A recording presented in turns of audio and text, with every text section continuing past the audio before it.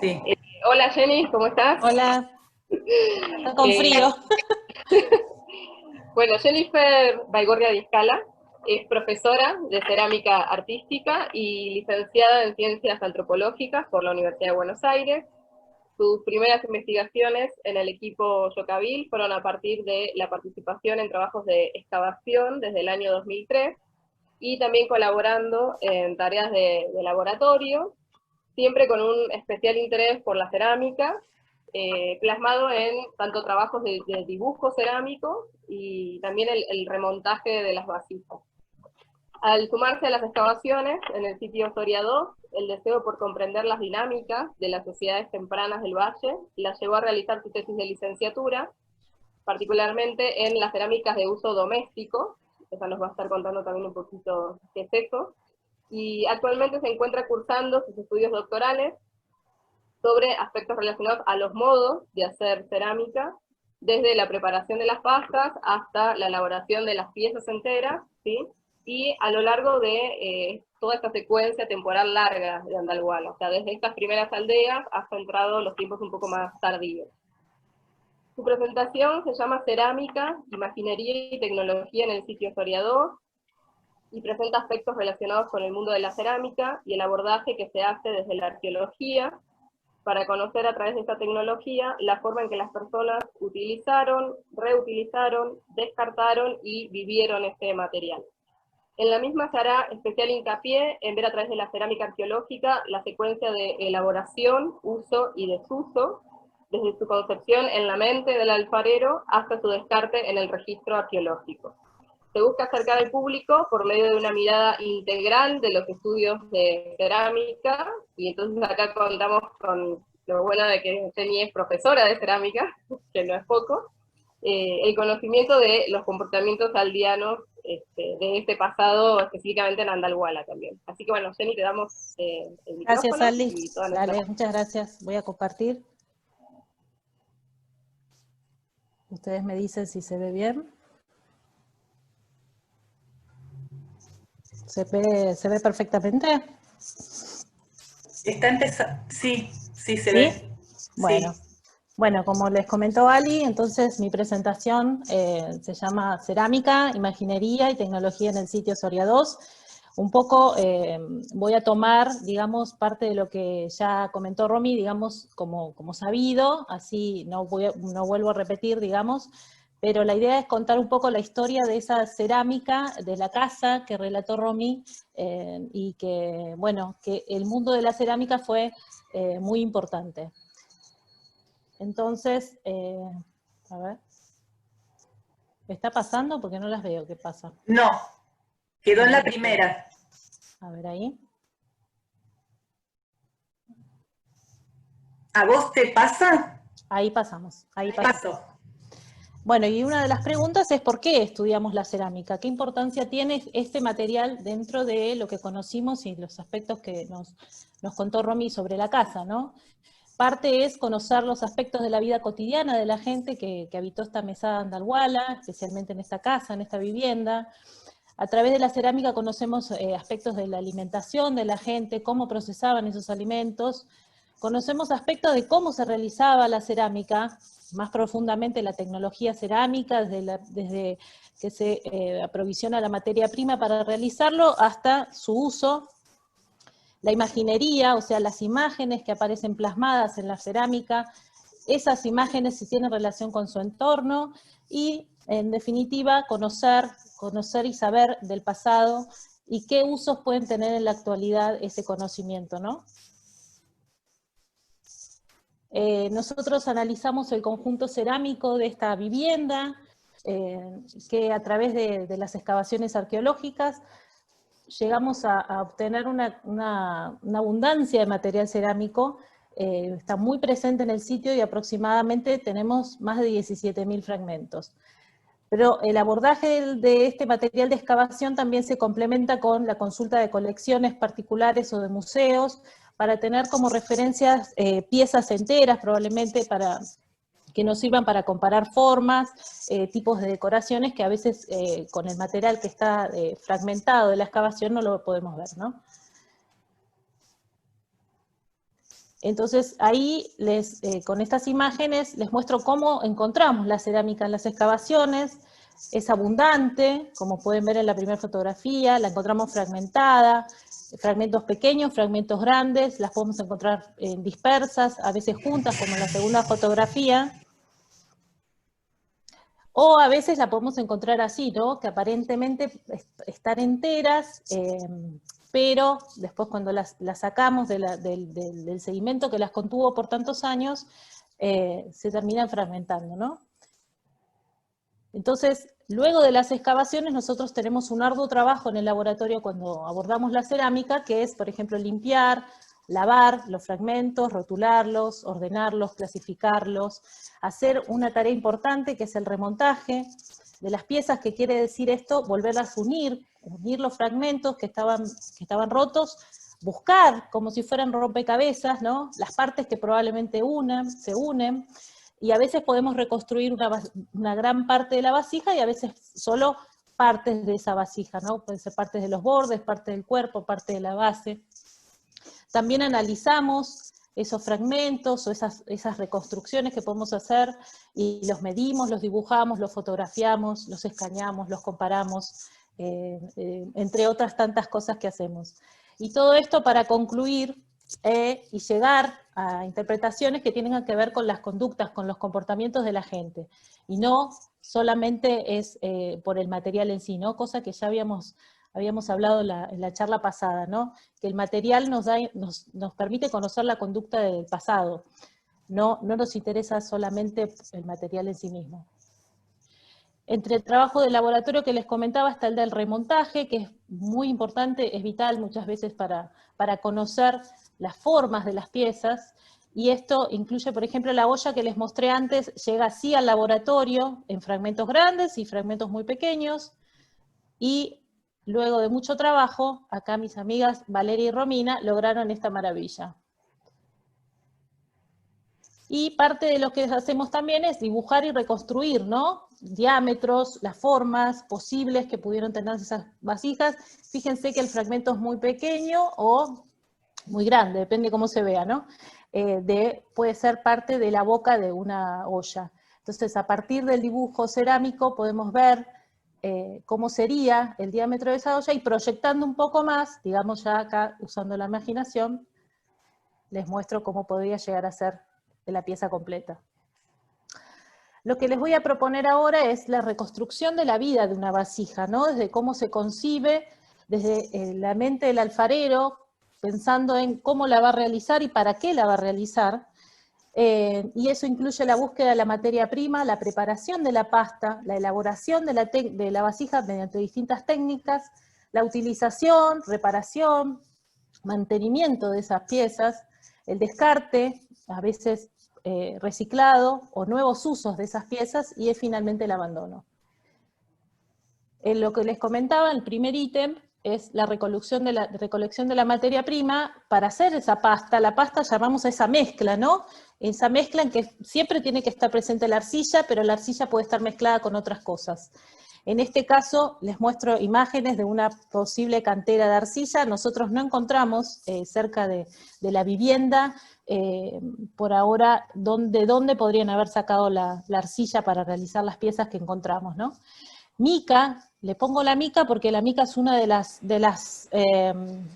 presencias más importantes en la pasta, ¿no? Junto con otras rocas como el granito.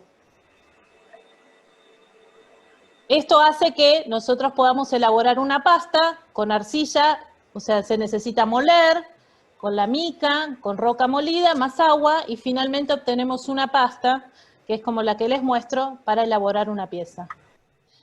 En la arqueología, ¿cómo encontramos esas pastas? Nosotros tuvimos la suerte de encontrar en el sitio grumos, fragmentos, pedazos de pasta sin cocinar, o sea, pasta que por algún motivo quedó ahí, se secó y la encontramos en el registro, y también encontramos panes de pasta probablemente lista para hacer alguna pieza. Y otra forma de identificar y conocer la pasta de la cerámica, en este caso de la cerámica que se usó en esta vivienda, es a través de cortes delgados. Es como si sacáramos una lámina muy, muy delgadita del fragmento cerámico, como si fuera una feta, y esa feta se lleva a una lupa, que la aumenta, en este caso con 20 aumentos, y podemos ver de qué estaba compuesta esta pasta, ¿sí? Pero esto se hace ya cuando la pieza está cocinada, o sea, como la encontramos nosotros, ya hecha cerámica. Y ahí podemos ver que en estas dos tienen las mismas componentes, pero la diferencia está en que uno los tiene más finos y el otro más gruesos. Y eso puede ser una diferencia que después las vemos visiblemente, digamos que tengan distintas características. Esto en general los pueden analizar los geólogos, ¿no? Que tienen un ojo entrenado para esto. Y bueno, les voy a mostrar ahora esta otra parte de este proceso de la historia de la vasija, que es su elaboración, mediante distintas técnicas de manufactura. Las que les presento acá es a través de la técnica de pellizco, que partimos de un todo, donde se hace un hueco con el dedo y se va pellizcando la pieza para seguir estirándola y generar una pared, ¿no? Esta técnica muchas veces la vemos en el registro, en nuestra cerámica, combinada con técnica de chorizo. Yo acá la hice como una especie de recreación de lo que sería cuando se va elaborando. Los chorizos continúan la vasija, la hacen crecer, la vemos ahí que después los chorizos se estiran, se desaparecen, se tratan de disimular y luego se alisa. Cuando vemos en el registro, en la cerámica, podemos ver acá, no sé si lo distinguen, la unión de los chorizos y cómo se trata de tapar con otro poco de pasta, lo mismo en esta, y acá también que tenemos la unión de un chorizo y un poco de pasta que trata de taparlo, ¿no? Luego tenemos cómo se termina la pared de esas piezas, ¿no? Cómo se les da el tratamiento de superficie. Lo que más abunda es el tema del alisado, que es esto que yo les decía. El alisado es el que permite borrar las huellas de la construcción, de cómo se elevó esa vasija, en este caso, por ejemplo, de los chorizos. Sin embargo, en esta, por ejemplo, se puede llegar a ver el volumen que ocupaba el chorizo y cómo se trató de disimular. Otro tratamiento de superficie que encontramos es el engobe, que ahí se los mostré bien ampliado, para que se pueda ver cómo lo encontramos nosotros y lo identificamos, porque se ve como descascarado de la pieza, que es como que se va desprendiendo, ¿no? Por el paso del tiempo. Luego tenemos el pulido, que son en general las piezas de servicio, que están pulidas, en este caso una pieza muy bella pulida, que tenemos distintos tipos de pulidos, ¿no? En este conjunto. Encontramos un pulido más irregular, donde se pueden ver las marcas del instrumento con el que se pulió, y que deja líneas, ¿no? Y que eso hace que visualmente quede más irregular, y después un pulido más regular, donde estas líneas desaparecen, parece una pared más homogénea, y devuelve muchísimo más brillo, que se podría acercar más a lo que es un bruñido. Acá yo les muestro una forma experimental de bruñido con un canto rodado con el que se suele hacer este aspecto de la pieza para que quede bien, bien brillante. Además, este acabado de superficie, este tratamiento de pulido o bruñido, generaba en la pieza impermeabilizarla, ¿no? Y poder contener líquidos sin que se filtre. Y ahora voy a hablar un poco de la imaginería, de la decoración que tenían estas piezas y su relación con el entorno. En este caso es uno de los que encontramos, que es un fragmento de una cabecita de un animal que probablemente formaría parte de un apéndice de una pieza, no encontramos la pieza a la que pertenecería, y que tiene relación o se asemeja, esa es la interpretación que le damos, a algún tipo de armadillo, que sería la cabecita, ¿ven? Después tenemos algunos elementos de la imaginería que se ubican en el borde de las piezas, como estos modelados, que también podemos encontrar alguna semejanza con animales del entorno, como puede ser un murciélago, fíjense, las orejitas, ¿no? No hay lugar a dudas de que se trata de un sapito, que también se encuentra, ven, en el borde del puquito, del cuenquito. Acá se puede ver que el tamaño es bastante reducido. aparentemente están con la cabeza invertida, fíjense que la boca está hacia arriba, y se combina con técnicas de inciso, con el punteado, y encontramos distintos tipos, ¿ven? Pero todos con la misma forma de representación. Ahí está el sapito para que lo asocien. Después tenemos otros tipos de piezas con características zoomorfas. En este caso tenemos como una especie de hocico, si ven acá, pero no podemos identificar claramente a qué animal podría llegar a referirse, pero, o una combinación de dos o más animales, ¿no?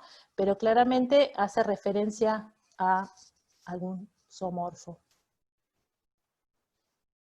Y en este caso podría llegar a ser, por siempre es una interpretación, ¿no? Una serpiente en donde aparece, ahí vemos el cuerpo, y estos podrían llegar a ser la cabeza, los ojitos como está partido, tampoco podemos completar lo que sería, ¿no? la imagen, pero claramente lo que apunto es que hay una clara referencia en la imaginería al entorno, ¿no? Y acá, en estas otras piezas, que mi amiga Romina, que es quien ha abordado y ha hecho el estudio de estas piezas, ha denominado biomorfos, porque son claramente modelados que hacen referencia a seres vivos, pero que tampoco podemos identificar cuál de ellos, ¿no? ¿Ven? Es como una especie de caritas, que también se encuentran en el borde, como modelados. Este parece ser un ojito. Otra técnica de decoración que les presento es pastillaje, que es trabajar, hacerle algún agregado a la pieza cuando todavía está húmeda, ¿no? Con pasta fresca. Y en este caso encontramos punteados, o sea, sobre un chorizo, impresiones de distintas herramientas que generan, ¿ven? Distintos diseños de puntos, líneas, círculos. Por otro lado tenemos el inciso, que es trazar líneas en general cuando la pieza está fresca, con algún elemento punzante, y con distintos diseños lineales, como podemos ver, bellísimos. Acá hay una reconstrucción de lo que sería el diseño sobre el cuerpo de la vasija. Y tenemos, por ejemplo, un tipo exciso, ven como este, que es cuando se retira el material, a diferencia del inciso que no se extrae material, ¿no? Y otra decoración menos presente, digamos, en el conjunto, es la pintada, o sea, hay poquísimos fragmentos de cerámica pintada, estos que les muestro acá, que son dos líneas paralelas, y en este también, pero la importancia de esta cerámica es este fragmento, que es tipo vaquerías, que es la que Romy les conversó antes, que hace clara referencia a estos contactos de las poblaciones de las aldeas, ¿no? En este momento de la vida de esta gente. Y es pintada previo a la cocción. Y después tenemos una forma de decoración muy característica de este lugar, que es el grabado post-cocción. ¿Esto qué quiere decir? Que es un grabado que se realiza cuando la pieza ya está cocida, ha salido del horno, ya está hecha cerámica. Y se hace trazos sobre las piezas con algún elemento punzante, pero eso hace que, como la dureza de la pieza es importante, porque ya está prácticamente, es dura como una piedra, los trazos no sean tan, ven, prolijos. Entonces encontramos líneas rectas, zigzag, pero todas como si se quiere, con cierta desprolijidad, ¿no? Que le da la dureza del material, ¿no? Sin embargo, son muy interesantes. Por otro lado, les quiero comentar de las formas que hemos encontrado. Como les decía, a veces el trabajo del remontaje permite eso, reconstruir cantidad de formas, y hemos encontrado cuencos o pucos, tamaños grandes, pequeños, hemos encontrado diversidad de ollas, más grandes, más chicas, medianas, hemos encontrado el vaso que Romy les ha mostrado, jarras pequeñas, jarras grandes, hemos encontrado fuentes o escudillas, platos, cucharas, cucharones, botellas, botellones, pipas, todos hechos con cerámica. Y acá les muestro un poco un recorrido sobre las formas que hemos hecho a través de este trabajo que se hace en el laboratorio, ¿no? Del dibujo cerámico, del dibujo arqueológico, perdón, en donde nos permite llegar a tener una idea aproximada de las formas, de las jarras, ven los cuencos. Este es un cucharón, por ejemplo, estas son distintos tipos de cuchara. Estos son cuencos pequeños, estas son una jarra, un botellón, otro tipo de jarra. Acá están las pipas que les mostraba Romy. Esta pipa también tiene pintura roja, pero esta está puesta después de la cocción. Y a través de este conocimiento, ¿no? De hacer este recorrido de las vasijas, llegamos a este momento de en qué momento se usaban, para qué se usaban, ¿no? Y a veces este acercamiento de los usos y las funciones puede ser directa, como les mostraba Romy, cuando el uso deja un rastro, ¿no? Como en este caso, esa misma olla que les mostraba Romy, del lado de la base, está volteada, y ahí se ven los rastros de quemado, de hollín, ¿ven? O sea, es una clara evidencia de que se usó, estuvo expuesta al fuego. Y después, a veces, podemos encontrar residuos en el interior de las vasijas que por medio de estudios más técnicos, que ahora yo no voy a explicar, podemos llegar a conocer, digamos, qué contenidos tuvieron esas vasijas. Pero también a través de otra forma, de forma más indirecta, podemos inferir funciones a través de las formas que tienen esas vasijas, relacionando las partes, la boca, el cuerpo, la base, y teniendo en esa relación de las partes, como en este gráfico que les puse acá, podemos inferir posibles funciones de esas formas que hemos encontrado. Y a través de esos estudios, en el que yo he hecho mi tesis de licenciatura, podemos determinar algunas de las acciones que tenían, en qué contexto tuvieron el uso estas cerámicas, y pudimos determinar que se cocinaban los alimentos, que se servían líquidos y alimentos para consumir los alimentos, ¿no? Almacenar agua, semillas, vas a saber uno qué, y la preparación, o sea, para la manipulación de alimentos. Lo mismo que sucede en la actualidad, nosotros tenemos diferentes vajillas y instrumentos de cocina para determinados usos, y lo mismo ocurría en esta vivienda aldeana, ¿no?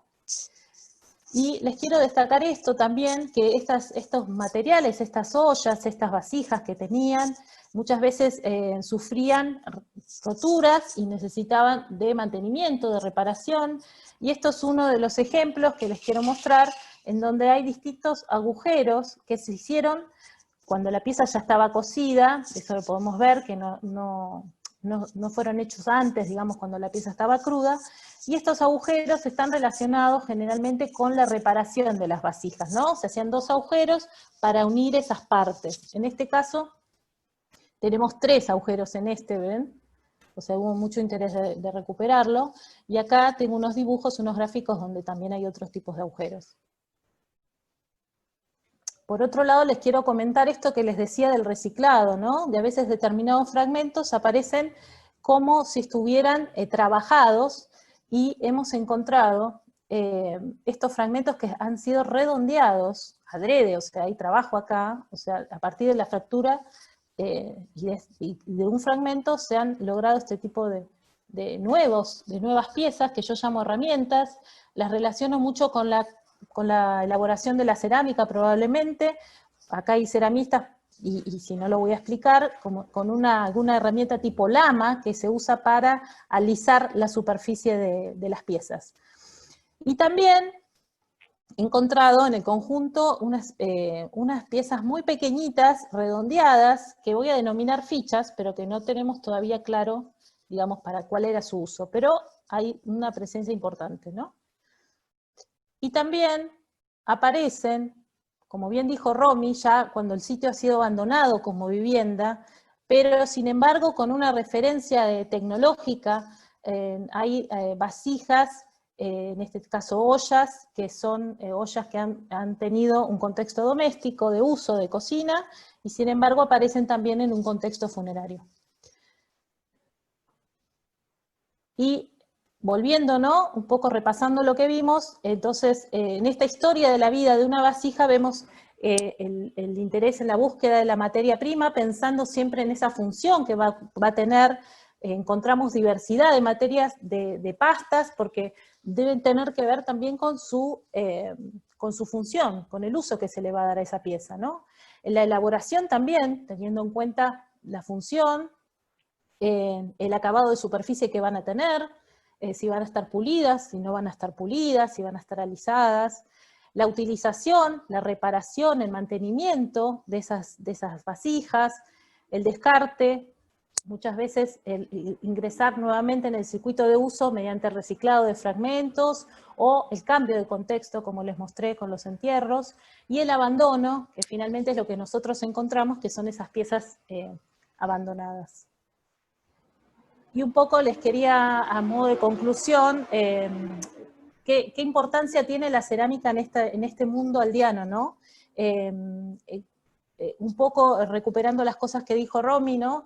Es importante reconstruir la secuencia, la vida de esta vasija para entender, digamos, los comportamientos de la gente, cómo se transmitía esa forma de hacer cerámica de generación en generación, probablemente de forma se enseñaba de padres a hijos, la influencia del entorno, entender esa influencia del entorno, presente en la imaginería de la cerámica, la relación con otras aldeas, ¿no? Ese contacto, esa circulación de bienes cerámicos, probablemente que se intercambiaban, la cerámica presente en muchas de las actividades domésticas, inseparable, lo digo, de la vida aldeana, ¿no? Presente en muchos contextos, así como lo mostró Romy y como les mostré.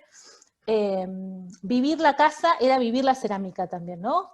Estaba presente siempre, en todos los momentos y en casi todos en todas las actividades que realizaban. Y destacar que esta abundancia en el registro arqueológico de la cerámica de este sitio también tiene que ver con la abundancia en la vida de la gente, ¿no? La gente usaba la cerámica, y un poco recuperar esto de decir, volver a este uso de la cerámica que se vio deteriorado, ¿no? Con el tiempo, reemplazado por el plástico y por otros materiales. Y fíjense cómo ahora se está revalorizando la cerámica para uso de vajilla, para uso doméstico, ¿no? Y bueno, nada, eso, decir que estuvo presente en la vida de las personas que habitaron esta aldea. Yo acá les hice una reconstrucción de un posible momento de ese patio, donde se compartían diversas tareas, múltiples actividades, desde niños haciendo cerámica, cocinando, moliendo, etc. Y por mi parte, muchas gracias, y gracias a todos por haber escuchado mi presentación. Hermosa tu presentación, Jenny, muy buena. Gracias. Buenísimo. Voy a dejar de compartir. Cuestiones. Gracias. Bueno, vamos a ir leyendo algunos mensajitos que llegaron. Esteban Villalba pregunta, ¿qué significa piezas de servicio? Piezas de servicio significan, por ejemplo, las piezas de los platos, los vasos, todo lo que nosotros usaríamos para servir los alimentos. Bien. Lía Arechaga, una amiga, hola Lí, dice muy clara y muy interesante la exposición. Gracias. Magdalena Pérez dice gracias Jenny y Romy, muy interesante. Isabel Prado, muchas gracias. Gracias. Eugenia Castillo, muy interesante y muy bien presentado. Gracias. Roxana, Gracias. Felicito a los exponentes, muy interesante cada una de las charlas. Juan Montegu, muy bueno y clarísimo todo. Qué bueno que quedó claro. Gracias. Eso fue algo lo que sí, gracias. trabajando. Es importante eso. Sí. Desde la charla anterior que nos habían dicho que teníamos un comentario por ahí que decía que no se entendía, hemos estado haciendo un esfuerzo muy grande por el tema de qué lenguaje empleamos a la hora de dar estas charlas, y también, bueno, los dibujos de reconstrucción que hicieron Jenny y Romy son difíciles, o sea, hay que usar también la imaginación y todas nuestras capacidades de dibujo, así que buenísimo. Mara Basile, muy buena, clarísima, muchas gracias. Carlos Velotti, muy claro todo, Jenny. Lili Paredes, muchas gracias. Leticia Rafael, bueno, un montón de saludos. Muy buenas, gracias Jenny, súper clara e interesante. No sé si tenés ahí alguna pregunta, ¿vale? Sí, acá Rubén Quiroga dice, ¿a quién estaría atribuida la tradición de la elaboración de la cerámica? ¿Más varones, mujeres, niños?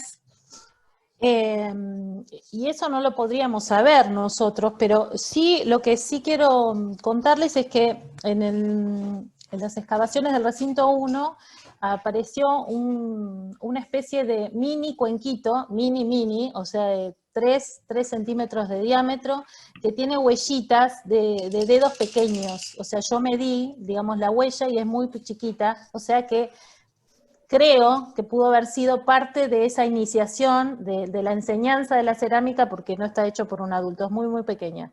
Y no sabemos si la hacían las mujeres o los hombres, pero sí sabemos que se transmitía, ¿no? Que se enseñaba, que probablemente desde muy chiquitos ya empezaran a aprenderlo. Interesante. Eugenia Castillo pregunta, ¿a qué temperatura se hornaban estas piezas aproximadamente? No tengo una temperatura, Eugenia es ceramista, por eso me hace la pregunta, pero no tengo los grados así como los manejamos en la actualidad, pero en referencia a, digamos, al tipo, a la dureza de la pasta, ¿no? Que tiene y que es muy buena la calidad, muy buena la factura de las pastas, yo creo que por lo menos 800 grados han alcanzado. Bien, sigo leyendo saluditos, Nurit, muy clara y muy interesante la charla, gracias. De Mariano Manasevic, excelente Jenny. María Isabel González, muy clara y excelente tu exposición. Ay, gracias, sí. Muy linda la presentación, dice PC1. No sabemos quién es. Es Miriam, creo que es, ¿no? No. Dijo cambio de PC, Miriam ¿no es? aparece con otro nombre. Maggie Carranza dice, no tengo palabras para felicitar a Romina y Jennifer. Una excelente exposición, muy clara y dice mucho. Muchos halagos. Esteban Villalba, felicitaciones, muy clara explicación de ambas. Cecilia Acá Larraín. aparece otra pregunta, más allá de saludos. Rubén Quiroga. La denominada cerámica vaquería y té benquiche, ¿qué origen se les atribuye? Acá la voy a dejar que responda Romy, que ella es la que hizo el estudio profundo de ese tipo de A Romina cerámica. no la estamos viendo, te tengo que... a ver. Ahí está. Ahí sí. Perdón, ¿cómo era la pregunta? La cerámica. La denominada cerámica vaquerías y té benquiche, ¿qué origen se les atribuye? El origen, bueno, en el caso de la cerámica vaquerías es toda una cuestión por la circulación que hubo en distintos lugares para estos momentos y que no se conoce en realidad bien cuál es el origen. Lo que sí nosotros hicimos, como comentó Jenny, estudios de cortes delgados y además, más allá de obviamente las diferencias que se ven a simple vista, la composición de las piezas es otra. De las arcillas es otra, y en el caso de la pieza Tebenquiche también. En el caso de la Tebenquiche tenía alguna presencia de vidrio volcánico, el antiplástico, digamos, ¿no? Lo que se utilizaba para conformar la pasta, con lo cual uno podría llegar a pensar que vienen de la zona puneña. Además porque hay vasos muy similares que son de la zona de la Puna. Bien. Bien. Tenemos otra... Sí, es... Roque Manzaraz, se puede unir a una pregunta que había hecho Yani Ayusata. Los 17.000 fragmentos aproximados encontrados van a formar parte de una colección después de estudiados. Y Yani Ayusata... Y Yani nos preguntaba, bueno, Yani, una amiga del Valle, le mandamos un saludo, que bueno que está conectada, dice, muy linda la charla, los vestigios que se encontraron, ¿dónde están? ¿Volverán a su lugar o al museo local? Las dos preguntas están... Algunas, si quieren responder una parte y después Romy si quiere responder otra, o ustedes. nosotros no analizamos los 17.000 fragmentos, o sea, es la acumulación de varias excavaciones. Parte de las primeras excavaciones si no volvieron fue por el tema de la pandemia, pero han vuelto a la provincia, también han vuelto piezas enteras que fueron remontadas acá en Buenos Aires y se han devuelto enteras para que se puedan exponer allá, y parte de lo que seguimos analizando está acá, hasta tanto finalicemos con los estudios y vuelvan a la provincia, vuelvan a su origen, ¿no? Esa es la idea. Sí, y con respecto a la consulta sobre si formarán parte de alguna colección, en realidad es patrimonio de la provincia de Catamarca. Entonces, como decía Jenny, una vez que ya estén devueltos, ya ahí es una cuestión que depende del destino, digamos, que se les quiera dar. Estaría buenísimo que pudieran estar lo más cerca posible de Andalguala, de San José y demás, para que estén accesibles. Pero eso ya no depende de nosotros.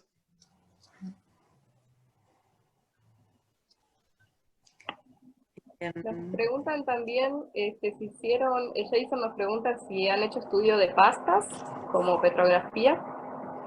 Sí, esos que pudimos ver ahí fueron parte de los estudios de pasta, y hicimos otra tanda más de estudios. Lo que tienen las cerámicas de esta vivienda, digamos, de esta aldea, es que es bastante homogénea en general. O sea, han apostado a tipos cerámicos que les han resultado, evidentemente, y eso lo vemos por la calidad de las piezas, ¿no? Entonces, hemos hecho de los que creemos que eran pertinentes para poder hacer los estudios petrográficos. Lo que no pudimos identificar son el origen de la arcilla, ¿no? De dónde la buscaban, todavía no pudimos encontrar. Marisa Ayala pregunta, ¿el agua que utilizaban llegaba del río? ¿Cómo la hacían llegar al sitio? ¿El agua para la cerámica? No. Creo que es una pregunta general para la casa, ¿no? ¿Cómo la hacían llegar al sitio? Y probablemente con los mismos recipientes, ¿no? Se podían trasladar también el agua, y después se almacenaba, ¿no? Para no tener que ir a buscar permanentemente al río. Probablemente todo esto es una imposible idea. Encontraron recipientes de boca muy chica y muy grandes, muy voluminosos, con lo cual cabe pensar que eran aptos para el almacenamiento de líquidos. Entonces es posible lo que diga Jenny, que se cargaban en el río y que se llevaran.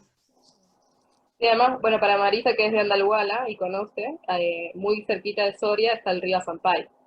Entonces, claro, que es un río de agua permanente que baja de la Sierra de la Conquija. Entonces, realmente el recurso, digamos, el agua estaba muy cerca de este asentamiento, ¿no?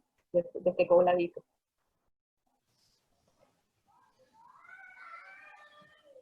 Juan Montegu pregunta, ¿tienen información sobre posibles combustibles para la cocción?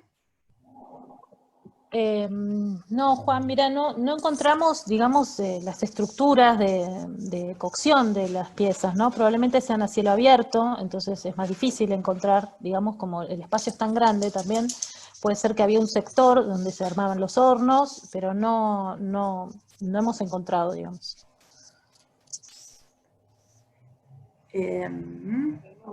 Tenemos como 39 mensajes todavía sin leer. Roxana pregunta, ¿se han encontrado algún resto de formas de cocción de la cerámica? Supongo que se refiere a hornos, estructuras de combustión. Lo mismo sí que le decía a Juan. No encontramos, digamos, esas especies de hornos así como enterrados, con las paredes, digamos, vitrificadas y ese tipo de cosas. Probablemente como no encontramos, tampoco hemos excavado todo lo que es la aldea, ¿no? Probablemente sean así, a cielo abierto, o sea, quedan sobre la superficie o apenas hecho un pocito y ahí se hacía la estructura para cocer las piezas. Son piezas que tienen cocción oxidante, debo decir, y cocción reductora, o sea que hay manejo de los hornos también, eso es importante, para que vean el nivel de sofisticación, digamos, de hace 2000 años en la elaboración de cerámica. Hay otro Miriam comentario. Tarragó tiene una aclaración en relación a la devolución de materiales. Dice, todos los materiales son devueltos debidamente numerados, etcétera, a la Dirección de Antropología de Catamarca. Sí, quiero unir ese comentario de Miriam a un comentario que hace Marisa, que como les decía, es de Andalhuala, que dice, el sueño de los que nacimos y amamos Andalhuala es que todo vuelva a su lugar. Tener nuestro propio museo, o mejor un centro de interpretación, ahí en el pueblo, es lo más justo. Bueno, estamos completamente de acuerdo con eso que dice Marisa, pero bueno, también nosotros como arqueólogos y arqueólogas trabajando en la provincia de Catamarca, nos estamos ateniendo a las leyes provinciales de patrimonio, entonces todos los materiales han sido devueltos a la provincia como corresponde, como bueno, nos ha indicado la Dirección de Antropología de Catamarca, que es un poco lo que estaba explicando también ahí Miriam, que luego de que estos materiales son analizados, están a préstamo, digamos, bueno, tenemos ahí una persona que le gusta tener un poco de cámara, y entonces los materiales no son nuestros, siempre se devuelven, pero nosotros los tenemos que devolver a las autoridades de la provincia de Catamarca. Entonces, bueno, estamos de acuerdo con Marisa, sería ideal tener también quizá un centro interpretativo en Andalhuala, sobre la arqueología de Andalhuala, pero bueno, a ver cómo se puede gestionar un proyecto de este tipo, ¿no? Que estaría muy bueno. Quiero aclarar que en principio los materiales que estudiamos en Buenos Aires se están devolviendo a Catamarca, a San Fernando del Valle, que es donde están las oficinas de la Dirección Provincial de Antropología, que es quien luego debe definir el destino que tengan estos materiales y ante quienes deberíamos gestionar esos reclamos, ¿no? O pedir que haya infraestructura para poder albergar los materiales en el departamento de Santa María, en los diferentes municipios. Sí, también desde el punto de vista nuestro, o sea, obviamente estamos abiertas para contribuir en lo que sea necesario para dar información, que digamos que todos estos años acumulados de estudio tranquilamente pueden ser aplicados, ¿no? En algún centro de interpretación, algún museo local, para nosotros sería súper gratificante. Romy, totalmente en línea con lo que está comentando Miriam, en este momento dice, un centro de interpretación, aunque sea sencillo, se puede hacer, y nosotros prometemos en nuestra participación. Ah, justo. Tal cual. Tenemos una pregunta más de Gon, dice, respecto a las viviendas, ¿las casas se construían a nivel del suelo o semienterradas como aparece en la ciudad sagrada de Quilmes? Por las, o sea, el tema es que excavamos solamente 2, pero están a nivel del suelo, o sea, no son casas pozo. Sí, también son de temporalidades distintas, ¿no? Entonces, claro. Después, bueno, vamos a dar lectura a 2 comentarios más y ya vamos cerrando. Maggie Carranza dice, ¿se sabe cómo estaba conformado el núcleo familiar en esas aldeas? ¿Vivían cuántas familias? ¿Se sabe? Una pregunta difícil.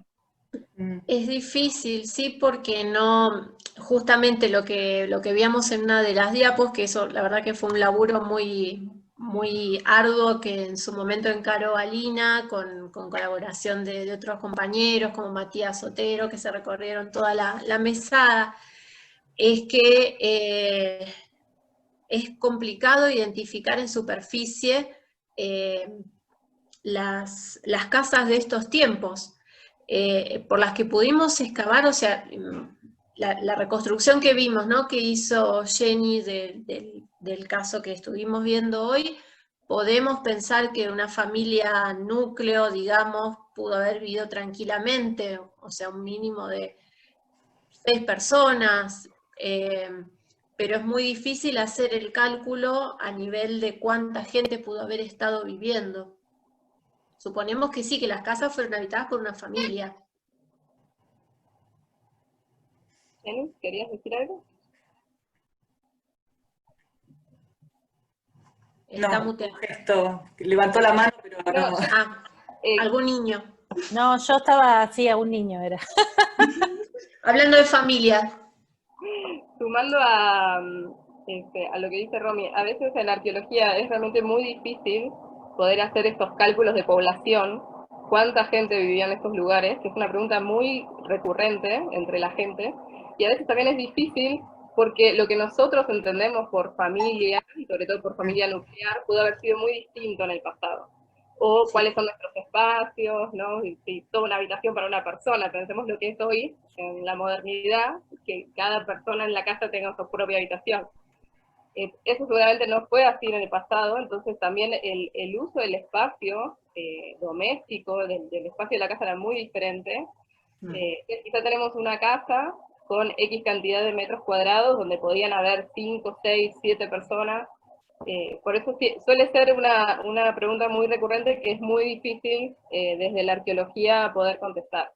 Que estaría genial, nosotros mismos nos hacemos siempre esa pregunta, pero es realmente Totalmente. difícil, y más en lugares como, por ejemplo, en la Mesada de Alhualabanda, que es donde decimos que está esta aldea temprana, como esa aldea después tuvo mucha reocupación a lo largo del tiempo, nosotros no estamos viendo todas las casas que había en esa aldea, y además esas casas se pudieron ir construyendo a lo largo del tiempo de la propia aldea, ¿no? Entonces, eso genera también una variabilidad en términos de quién era la gente que vivía ahí, cuánta gente vivía ahí, que es muy difícil reconstruir con la imagen, como la foto que tenemos hoy de lo que es este espacio aldeano, ¿no?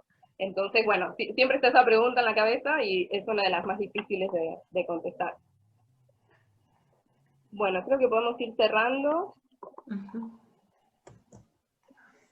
No sé, Vale, si querés leer el mensaje de Miriam. Acá Miriam hace una aclaración, dice, además que muchos otros materiales se usaron en la casa y en la vida de la gente hace 2000 años.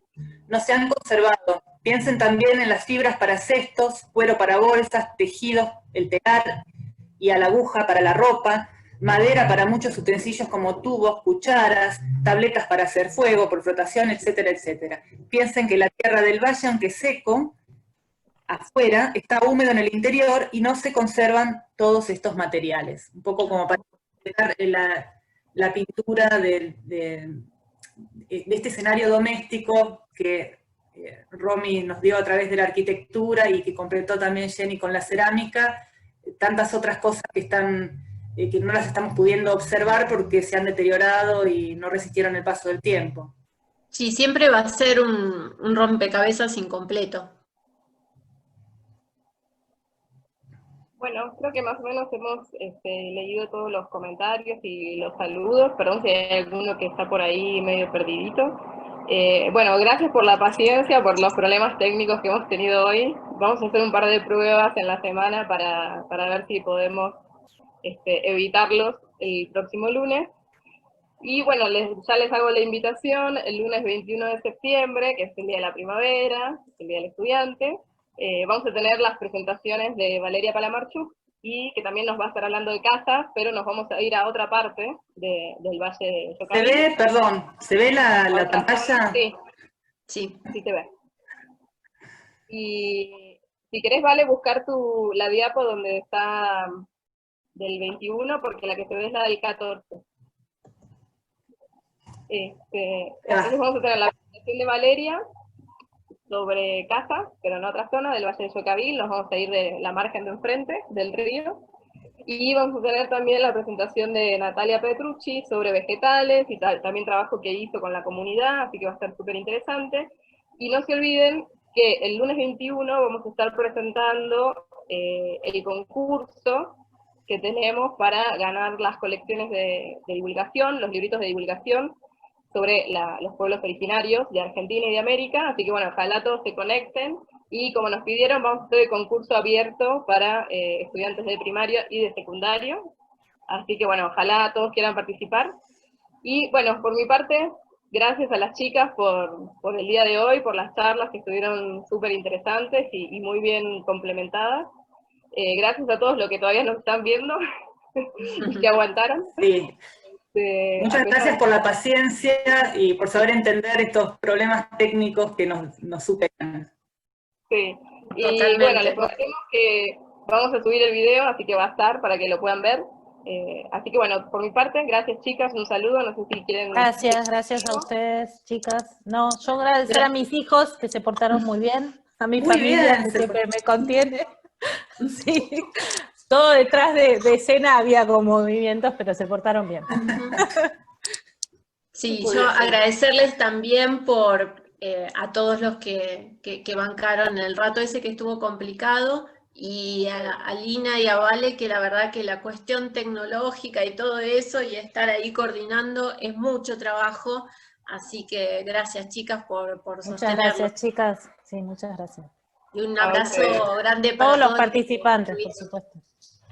Sí, muchas Y gracias nos a estamos todos viendo. por vernos, y bueno, un beso grande, hasta el lunes. Hasta el el lunes. lunes. Hasta el lunes.